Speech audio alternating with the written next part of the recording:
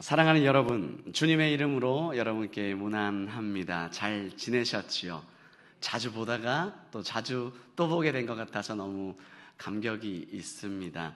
우리 양옆에 보시고 이렇게 한번 인사해 보시면 좋겠는데요. 품격 있는 성도가 됩시다 라고 한번 인사해 보시면 좋겠습니다. 품격 있는 성도가 됩시다. 네. 품격 있는 사람은 말을 해도 행동을 해도 이 엘레강스함이 묻어나야 할 터인데, 다시 한번 내 마음속에 결의를 다지면서 이렇게 인사합시다. 사랑합니다 라고 한번 사랑합니다. 예. 감사합니다. 네. 이런 것이 우리의 품격이 된다고 한다면 저는 100번이고 1000번이고 여러분에게 이 인사만 시킬 거예요. 사랑합니다만 하라고 계속 이야기를 제가 할 터인데, 불행하게도 우리의 삶이 오늘의 이 단 한마디로 바로 품격이 생기지는 않죠. 삶의 품격이라는 것은 내 작은 삶의 습관이 모여서 그 습관이 생활로 바뀌어지고, 그래서 그 생활로 바뀌어진 영혼이 어디에 등장한 것만으로도, 그 존재만으로도 느껴지는 삶의 모습이 바로 품격이 되겠죠. 이 말은, 곧 품격이라는 말은 단순히 겉으로 드러나는 외모나 내 말, 이것뿐만이 아니라 사람 내면에서 흘러나오는 고유한 가치, 또 인격의 수준을 드러내는 품위, 격조를 뜻하는 말이겠습니다.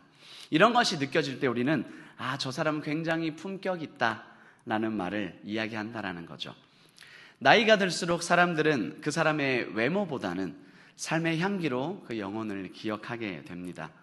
어떤 사람은 돈과 지위는 가졌지만 사람들의 기억 속에 불편함만 남기는 사람이 있고요.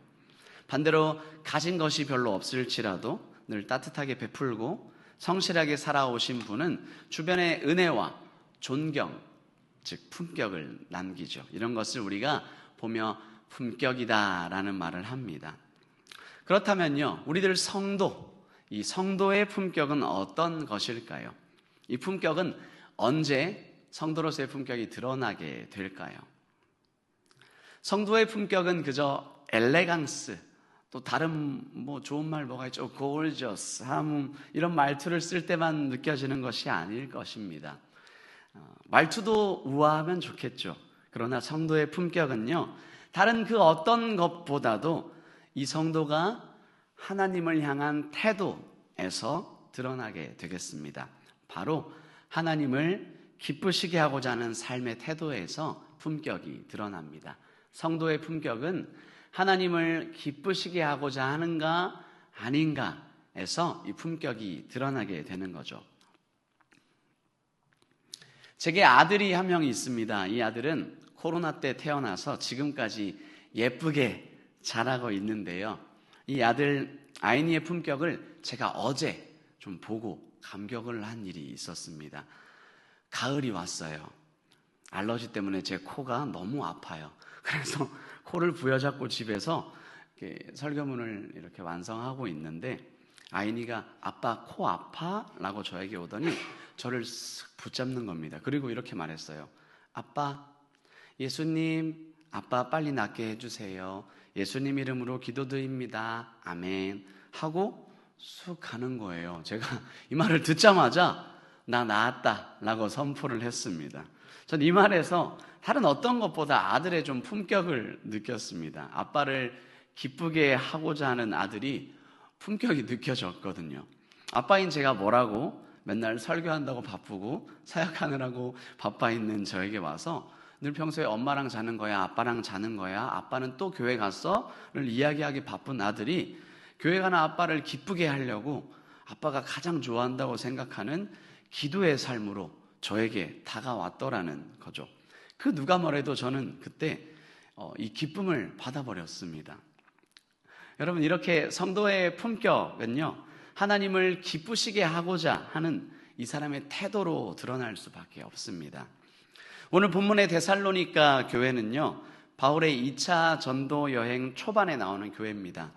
바울이 1차 전도 여행을 마치고 2차 전도 여행을 다시 떠나려고 하던 중에 사도행전 16장 9절을 보시게 되면 밤중에 마게도냐 쪽으로 손짓하는 환상을 보게 되죠. 그리고 그 환상을 보고 전도 여행의 방향을 아시아로 가려다가 유럽 방향으로 바꾸게 되는 일이 일어나게 됩니다.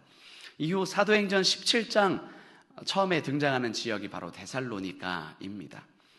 여러 유대인들의 방해 때문에 바울은 그곳에서 사역을 짧게 하고 베레아로 떠나게 되는데요. 그럼에도 불구하고 데살로니가 성도들은 복음을 받아들여서 믿음으로 교회를 세웠습니다. 바울이 이후 고린도에 머물게 되면서 이 데살로니가 교회에 대한 보고를 받고 이들을 격려하고 어떤 오해를 바로잡기 위해서 이 데살로니가 전후서를 쓰게 되는데요. 어떤 보고를 받았던 것인지 보고를 위해서 잠시 땅을 좀 설명하자면, 데살로니가라는 땅은요, 그리스 반도라고 하는 이전에 컸던 땅 그리스와 연관이 있었습니다. 지금의 발칸 반도라고 생각하시면 될 텐데요. 잘 모르시겠으면 그냥 유럽의 지중해 쪽이다라고 생각해 주시면 되겠어요. 이 반도의 북쪽은 마게도냐라고 불렀고요, 남쪽은 아가야라고 불렀습니다. 데살로니가는 그리스의 북부, 그러니까 마게도냐의 행정 수도였습니다. 남부 아가야의 수도는 고린도였어요. 그래서 데살로니가, 고린도 이렇게 나뉘어 있었다라고 보시면 되겠는데요. 이 가장 유명한 왕이 알렉산더 대왕이었습니다. 이 정도는 우리가 배경으로 알고 있어도 좋을 것 같아요. 이 데살로니가는 반도라는 특성답게 바다에 인접한 항구 도시였어요. 행정 수도를 역임했고 항구 도시를 가졌으니 권력이 뭉치는 곳에는 죄가 싹트기 마련입니다. 무역과 상업이 활발하고 문화가 뒤섞인 이 도시에서는 우상숭배, 이 타락한 풍습들이 많이 있었는데요. 그러다 보니 데살로니가 성도들이 결코 쉽지 않은 삶을 보냈다는 거죠. 세상의 유혹 앞에, 우상의 문화 앞에서 예수님의 재림을 잘못 이해해서 일상적인 삶도 소홀하게 보내는 문제까지도 있었습니다. 그러다 보니까 교회에서 예수님의 재림을 오해한 성도들 중에는 이제 곧 죽을 테니 현재의 삶 정도야 가볍게 놀면서 지내겠다라는 태도를 지닌 자가 많이 있었다는 것이죠. 이런 보고를 받았던 바울은 그래서 편지를 통해서 이렇게 오늘 권면을 합니다. 형제들아, 주님 오실 날을 기다리는 성도는 어떤 품격으로 살아야 하겠는가? 그걸 너희들은 알아야 한다라고 데살로니가에 편지를 보낸 거죠. 이 내용을 오늘 본문 한 장 앞으로 넘기시면 3장의 마지막 절에 잘 나오는데요. 앞을 보시고 3장의 마지막 절 13절과 4장 1절을 한번 연결해서 읽어보도록 하겠습니다. 함께 읽겠습니다. 너희 마음을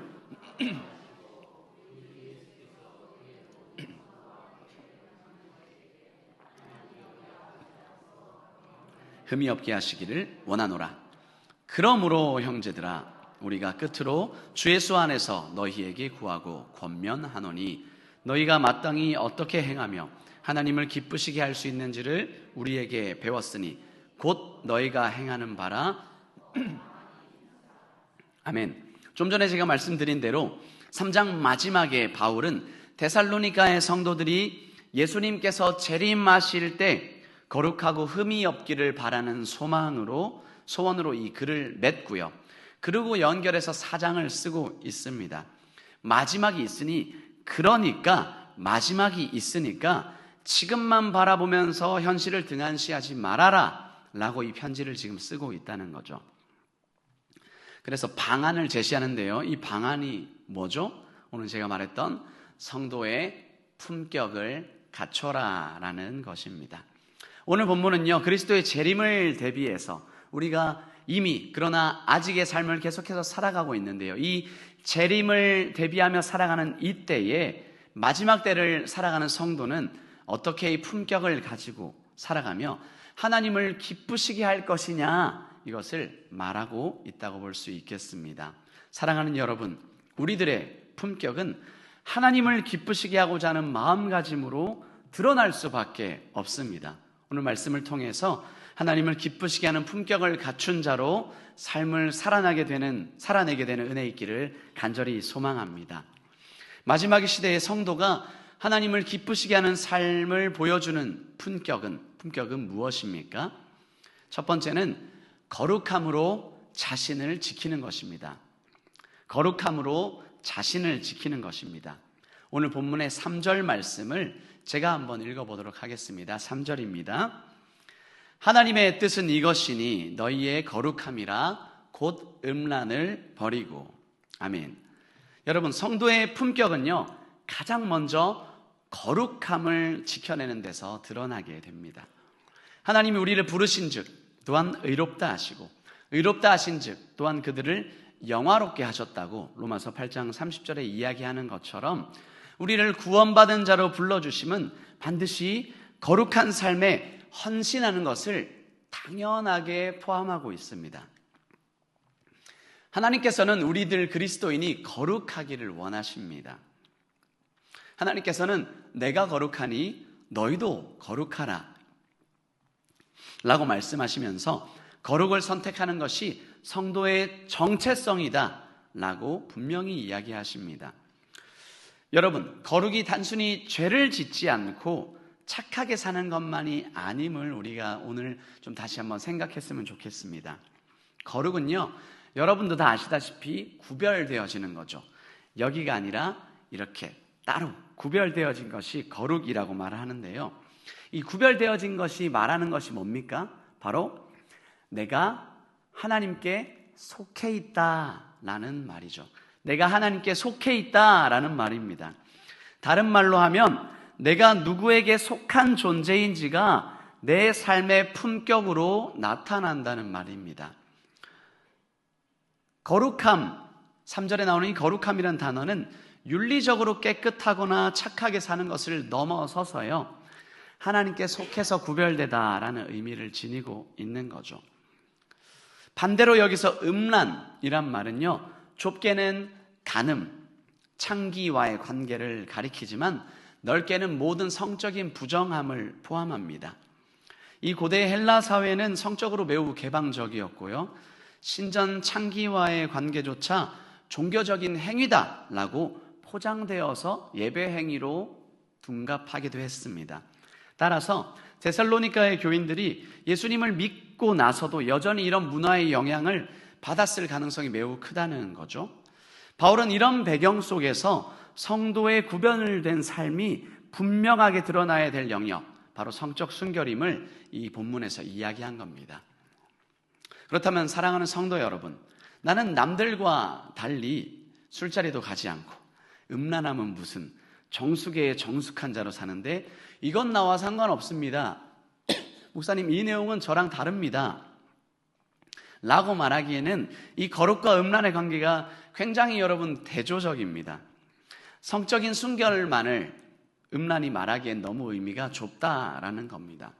거룩함 그리고 음란함은 늘 대조되는 부분입니다. 다시 말하자면 거룩은 하나님께 속해 있다라고 이야기하였는데요, 이것이 하나님께 속해 있다는 표지라면 음란은 반대말이겠죠. 이 주인을 잃은 상태를 말합니다. 구별되어서 하나님께 속해 있지 않다라고 한다면 음란은 다른 주인에게 속해 있는 상태이겠죠. 이스라엘 역사의 대부분의 삶은 하나님을 따르지 않은 상황들에 대해서 늘 내 백성이 음란하게 우상을 쫓았다라고 이야기합니다. 이스라엘 백성이 하나님을 온전하게 섬기지 않은 상황들에 대해서 하나님은 늘 음란하다라고 이야기를 하는 거죠. 이 말은 곧 하나님을 주인으로 두지 않은 삶을 뜻합니다. 결국 하나님을 기쁘시게 하는 삶에 최우선 순위를 두지 않는 삶이 음란함이고 이것이 연결된다라는 말입니다. 바울이 말하는 하나님을 기쁘시게 하는 삶은 추상적이거나 신비적인 것만은 아니겠죠. 성도의 삶의 거룩은 하나님을 최우선으로 삼고 주인으로 삼는 삶 그 자체를 말합니다. 성도의 삶의 음란은 하나님을 주인으로 두지 않고 나의 최우선 순위로 다른 것을 섬기는 것, 이 자체를 말하게 되겠죠. 이것을 두고 하나님은 음란하게 섬겼다라고 이야기합니다. 사랑하는 성도 여러분, 성도의 삶의 품격을 드러내는 것은요, 지키는 것은 다름 아닌 나의 속함이 어디인지를 명확하게 알고 나의 주인을 주인되게 높여드리는 데서 나오는 태도, 이것이 품격이 되겠습니다. 여기에 따라서 여러 가지 태도가 있을 수 있습니다. 설교를 준비하면서 하나님 어떤 것이 현실적인 태도일까요? 라고 실생활에 나올 수 있는 실제 예시를 참 많이 구했는데요. 제가 생각할 땐 5가지 정도가 있더라고요. 다 포함되지 않더라도 들으시고 그럴 수 있겠다라고 한다면 한번 본인의 삶에, 우리의 삶에 적용해 봤으면 좋겠습니다. 첫 번째는 성적인 정결을 지키는 것입니다. 성적 순결을 선택하는 거죠. 인터넷과 스마트폰만 열면 언제든 음란한 것들이 들어올 수 있는 세상입니다. 드라마, 유튜브, SNS까지도 우리 마음을 무너뜨릴 수 있다는 것을 기억합시다. 이때 성도는 눈을 지키고 클릭 하나를 멈추는 선택을 통해서 거룩을 지켜야 합니다. 이 정도는 괜찮지라는 타협을 거절하는 것, 이것이 거룩을 지키는 성도의 품격이 될 수 있겠습니다. 두 번째는 정직을 선택하는 것입니다. 보고서를 작성해야 되거나 어떤 글을 써야 될 때 숫자를 조금만 조정하면 상사가 좋아할 수도 있습니다. 저 역시도 청년교구의 숫자를 보고해야 될 때 2-3명을 늘리고 싶은 유혹이 늘 찾아옵니다. 그러나 성도는 작은 부정을 거절해야 하겠습니다. 세상은 그 정도는 다 한다라고 말하지만 하나님은 요구하시는 것은 정직을 요구하십니다. 세금 문제에서, 거래의 계약에서 작은 금액이라도 정직하게 처리하는 것, 이것이 거룩을 지키는, 정직을 선택하는 태도이겠습니다. 세 번째는 언어를 거룩하게 하는 것이 되겠습니다. 거룩은 우리의 말에서도 드러납니다. 농담이라며 던진 말 한마디가 누구의 마음에 깊은 상처를 남깁니다. 에이, 난 농담인데, 에이, 그렇게 생각하지 마 라는 말이 상대방의 마음을 후벼팔 수 있겠죠. 교회 안에서 뒷말과 험담이 얼마나 쉽게 나오는지 모르겠습니다. 욕설 대신 축복의 말을, 비난 대신 격려의 말을 우리는 선택하는 것, 이것이 우리의 거룩이겠습니다. 시간을 구별하는 것도 우리의 거룩이 되겠습니다. 거룩은 시간을 어떻게 쓰느냐에 따라 드러납니다. 주일을 세상 사람들과 똑같이 보내는 것이 아니라 하나님께 드리고 구별할 때 거룩이 드러납니다. 또한 내 하루의 일과 속에서 말씀과 기도의 시간을 확보하는 것도 거룩의 실천입니다. 바쁘다라는 핑계로 하루를 흘려보내기보다 10분이라도 말씀을 묵상하고 기도하는 것, 이것이 성도의 품격입니다. 마지막으로 돈을 어디에 사용하느냐에 따라서, 이 방식에 따라서도 우리의 거룩을 선택할 수 있겠습니다. 하나님을 사랑한다면 내 재정이 거룩함이 드러나야 합니다. 불필요한 사치, 탐욕을 절제하고요, 선한 일을 위해서 흘려보내는 것이 성도의 거룩한 재정 사용입니다. 거룩을 지키는 일이 언제나 손해처럼 느껴질 수 있어요. 청년들 같은 경우에는 직장에서 정직하게 일하다가 내가 남들보다 뒤처진다고 느껴질 수 있습니다. 우리 성도님들은 세상의 타협을 거부하는 것이 손해를 보는 것처럼 보일 때가 많습니다. 하지만 하나님의 눈에는 그 순간이 성도의 품격의 순간임을 기억합시다. 다른 사람들은 세상의 눈치를 보며 무릎을 꿇을 때 끝까지 하나님 앞에서 거룩을 선택하는 태도, 이것이 품격이 되겠습니다.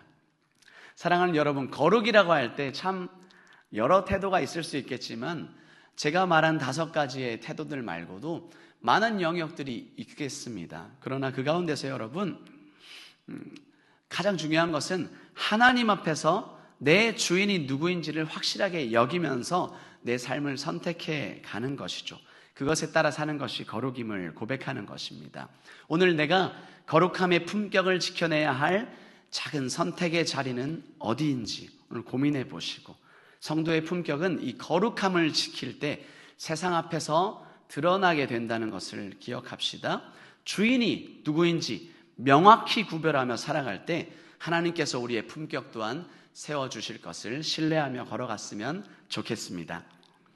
마지막 시대 성도가 하나님을 기쁘시게 하는 삶을 보여주는 삶의 품격은 무엇입니까?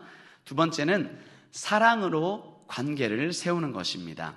사랑으로 관계를 세우는 것입니다. 오늘 본문의 9절에서 10절 말씀을 함께 읽어보시겠습니다. 9절 10절입니다.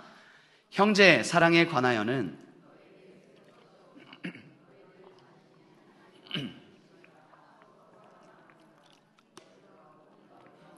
모든 형제에 대하여 과연 이것을 행하도다.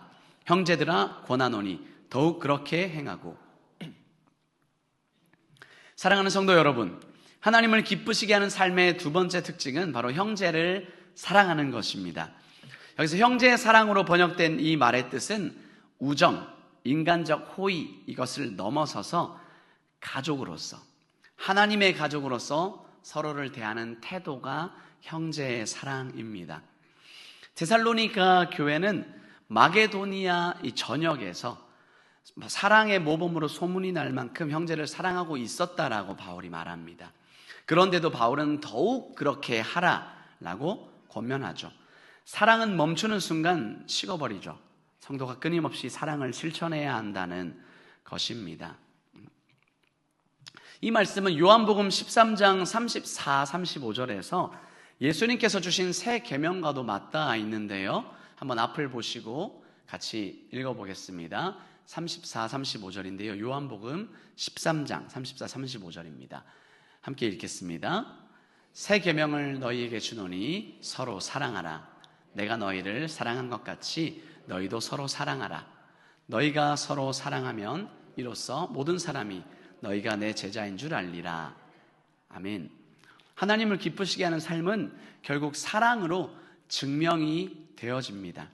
사랑하면 하나님을 기쁘시게 하는 삶이 된다는 거죠. 이런 삶에 대해서 고린도전서 13장에서도 말하지 않았습니까? 이 사랑에 대해서 내가 사람의 방언과 천사의 말을 할지라도 사랑이 없으면 소리나는 구리와 울리는 꽹과리가 되고 시끄럽다는 거죠. 사람이 하는 행동이 쟁쟁쟁쟁 귀에 시끄러운 꽹과리 소리처럼 들린다는 거죠. 사랑이 없으면. 내가 예언하는 능력이 있어 모든 비밀과 모든 지식을 알고 또 산을 옮길 만한 모든 믿음이 있을지라도 사랑이 없으면 내가 아무것도 아니요.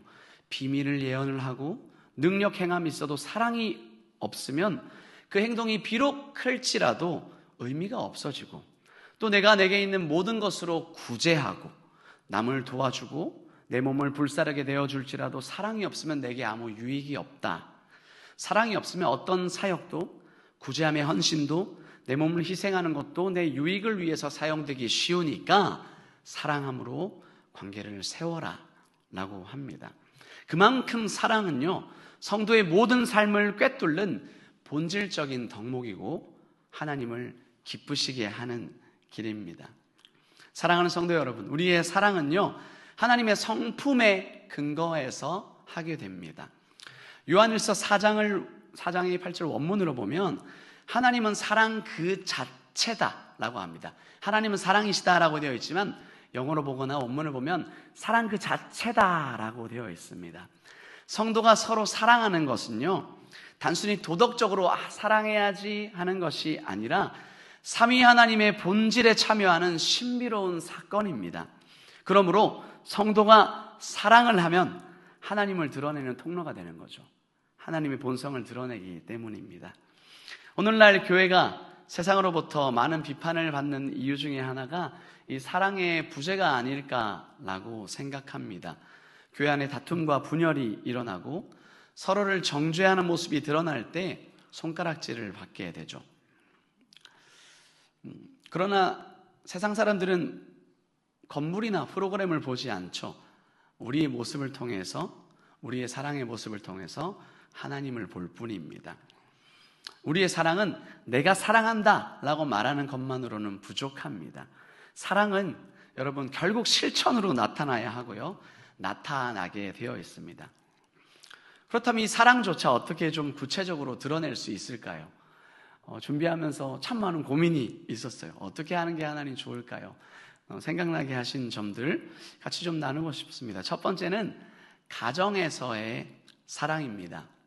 남편이 아내를 위해서 집안일을 도와주고, 돕는다는 말이 다르죠. 집안일을 하고 아내가 남편의 수고를 존중하는 태도로 자녀의 말을 귀 기울여 들어주는 것, 부모가 그렇게 하는 것이 사랑의 실천일 수 있겠죠. 의무로 하는 것이 아니라 서로의 마음을 돌아보자 하는 것이 성도의 사랑의 품격으로 드러낼 것입니다. 두 번째는 교회 안에서의 사랑이 되겠죠. 교회 안에서 연약함을 품어주는 것이 사랑이 되겠습니다. 예를 들어서 연로한 분들의 발걸음을 옮기기 힘들어 하실 때 자리를 도와주고 그리고 부축해 드리는 것도 사랑의 표현이 될 수 있겠고요. 새 가족이 어떤 질문을 하더라도 친절히 대답해 주는 것, 이것이 교회 안에서의 사랑으로 드러날 수 있겠습니다. 이웃과의 사랑은 어떠합니까? 내가 일하고 있는 곳에서 직장의 동료가 힘든 일을 겪고 있을 때 힘내라 라고 말 한마디 하기보다는 커피 한 잔 건네면서 진심으로 안부를 묻는 것이 사랑일 수 있겠죠. 제가 아는 한 장로님은요, 우리 교회가 아니고요, 제가 아는 장로님은 회사에서 후배 직원이 실수를 했었을 때 괜찮다, 내가 책임진다 하고 감싸준다고 합니다. 실제로 제가 청년 때 이 장로님의 덕을 보기도 했었는데요, 그 사랑의 한마디가 사람을 살리는 것을 보게 됩니다. 또한 어려운 이웃을 위해서 정기적으로 후원하는 것도 우리 사랑의 표현일 수 있겠습니다. 우리 교회에서 매년 이맘때쯤에 여러분 어떤 걸 하죠? 사랑의 박스, 벌써 8차에 이르렀는데요, 사랑의 박스라는 것을 합니다. 여기에 참여하는 것도 사랑인 줄 믿습니다. 형편이 어려운 자들을 섬기고 우리 교회를 넘어서 이 주안 3동, 7동을 사랑으로, 박스로 안부를 묻는 것도 우리의 사랑의 품격입니다. 이것이 우리의 성도의 태도가 되어야 될 줄 믿습니다. 여러분, 그래서 사랑으로 이 관계들을 세워내서 성도의 품격을 드러내시기를 간절히 소망합니다. 마지막 시대, 성도가 하나님 기쁘시게 하는 삶을 보여주는 삶의 품격은 무엇입니까? 세 번째는 성실함으로 일상을 채워가는 것입니다. 성실함으로 일상을 채워가는 것입니다. 이 본문의 11절, 12절 말씀을 함께 읽어보시겠습니다. 11, 12절입니다. 또 너희에게 명한 것 같이 조용히 자기 일을 하고 너희 손으로 일하기를 힘쓰라. 이는 외인에 대하여 단정히 행하고 또한 아무 궁핍함이 없게 하려 함이라. 아멘. 바울은 마지막으로 이렇게 권면합니다. 여기서 조용히라는 말은 단순히 소리가 말이 적다 그런 뜻이 아니라 소란스럽지 않고 안정된 태도로 일상을 꾸준하게 살아간다는 의미입니다. 안정된 태도로 꾸준하게 살아간다는 의미가 조용히라는 말에 있습니다. 당시 데살로니가 교회에는 서두에 말한 것처럼 재림이 임박했다고 생각하면서 일을 포기하거나 게으르게 살아가는 사람들이 있었죠. 그래서 바울은 이들을 향해서 방종이 아니라 네 삶의 태도는 성실이어야 한다라고 가르친 것입니다. 너희 손으로 일하기를 힘쓰라 라는 이 권면은요, 노동을 천하게 여겼던 헬라 사회의 가치관과 정면으로 부딪힙니다. 헬라인들은 이 육체 노동에 대해서 노예나 하는 일이라고 경멸했지만요, 바울은 성도의 노동은 하나님 뜻에 합당한 삶이다 라고 이 노동의 가치를 끌어올립니다. 노동과 일상적인 삶이 하나님을 기쁘시게 한다는 이 사상은요, 사실상 성경 전반에 흐르고 있는데요, 조금만 이야기하자면 창세기 2장에서도 하나님은 아담을 에덴 동산에 두시며 그것을 경작하며 지키라 라고 말하셨습니다. 일은 타락의 결과가 아니라 창조 질서 안에 포함되었던 축복이었던 것입니다. 쭉 건너와서 골로새서 3장 23절에는 이렇게 말씀하는데요, 한번 화면 보실까요? 제가 읽겠습니다. 무슨 일을 하든지 마음을 다하여 주께 하듯 하고 사람에게 하듯 하지 말라. 아멘. 이는 성도의 모든 일상적인 노동이 곧 예배라라는 선언이 되겠습니다. 사랑하는 여러분, 따라서 종말을 기다리는 성도의 품격은 하늘만 바라보는 몽상적인 태도가 아니라 땅에서의 삶을 충실히 살아가는 것입니다. 오늘날에도 종말을 빙자해서 현실을 도피하거나 무책임하게 살아가는 모습들이 있습니다. 사회적인 책임을 회피하기도 하죠. 그러나 하나님을 기쁘시게 하는 삶은 가정에서, 직장에서, 사회 속에서 맡겨진 일을 성실히 감당하는 삶이 되겠습니다. 담임 목사님께서 주일 새벽에 말씀 전하셨던 것처럼 주님 다시 오실 때 우리의 마지막이 되어야 할 장소는 이곳 교회가 아니라 바로 우리가 속한 직장, 학교, 그 자리가 되어야 할 것입니다. 그렇기 위해서 성도의 삶은요, 세상 사람들에게 본이 되어야 합니다. 죄송합니다. 교회 안에서는 열심히 기도하지만 세상 속에서는 무책임하고 불성실하다면 그것은 하나님을 기쁘시게 하지 못하는 삶이 되겠죠. 오히려 성도의 충실한 일상은 세상 사람들에게 하나님을 증거하는 통로로 사용이 됩니다. 사랑하는 여러분, 종말을 살아가는 성도는 세상을 도피하지 않습니다. 오히려 세상 속에서 조용히 그러나 충실히 살아가면서 주의 오심을 기다립니다. 우리의 신앙은 현실 도피가 아니라 현실의 충실로 나타나야 합니다. 마지막 날 주님 앞에 설 때 주님께서 찾으시는 것은 화려한 나의 업적이 아니라 작은 일에 충성인 조용히 살아났던 성실했던 나의 모습입니다. 우리 일상에서 이것이 어떻게 드러날 수 있겠습니까? 성도의 구별된 품격으로 다양한 일들이 드러날 수 있겠으나 제가 생각한 부분들이 참 비상적인 것 같아서 좀 말하기가 좀 부끄럽다는 생각이 들었는데, 사회생활에서도 눈에 띄게 말만 하는 것이 아니라 맡은 일을 끝까지 책임지고 묵묵히 해내는 것이 성도의 품격이 되겠습니다. 가정에서는 어떤 것이 있을 수 있을까요? 신앙의 본을 보여라 라고 말하지 않고 내가 먼저 묵묵하게 예배의 삶을 지켜내는 것이겠죠. 부모로서 먼저 기도의 자리에 앉는 모습이 현실에 충실한 삶이 되겠습니다. 어떤 성도님들은 마트에서 계산할 때 잔돈을 더 받았는데 조용히 다시 돌려주었다라고 하죠. 아무도 보지 않았지만 하나님이 보셨음을 기억하는 겁니다. 이게 조용히 구별된 삶이고 품격일 수 있겠습니다. 사랑하는 성도 여러분, 우리가 맡은 자리에서 조용히 성실하게 살아가는 것이 하나님을 기쁘시게 하는 삶입니다. 이것을 기억하면서 우리 삶에서 살아내시기를 소망합니다. 말씀을 맺겠습니다. 바울은 종말의 삶을 가르치면서 세 가지 큰 원리를 말했습니다. 거룩함으로 자신을 지키는 삶, 사랑으로 관계를 세워가는 삶, 성실함으로 일상을 채워가는 삶. 이 세 가지가 합쳐져서 성도의 품격을 만듭니다. 품격은 화려한 지식이나 세상의 성공에서 나오는 것이 아닙니다.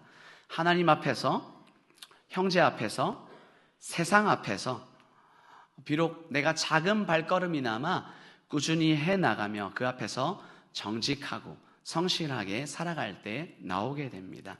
서두에 말씀드린 제 아들의 이야기처럼 아버지를 기쁘게 하려는 작은 애씀 속에서 사랑이 담겨 있었듯이 우리도 하나님을 기쁘시게 하려는 애씀 속에서 종말을 준비하는 참된 신앙의 품격을 드러내기를 소망합니다. 하나님은 그런 성도의 삶을 귀히 보시고 마지막 날 우리를 칭찬하시며 영광 가운데 맞아주실 것입니다. 그러므로 사랑하는 여러분, 흔들리지 말고 믿음을 지키며 사랑을 행하며 세상 속에서 품격 있는 성도로 서서 마침내 주님 앞에서 착하고 충성된 종아라는 칭찬받는 저와 여러분들 되시기를 간절히 소망합니다. 함께 기도하겠습니다.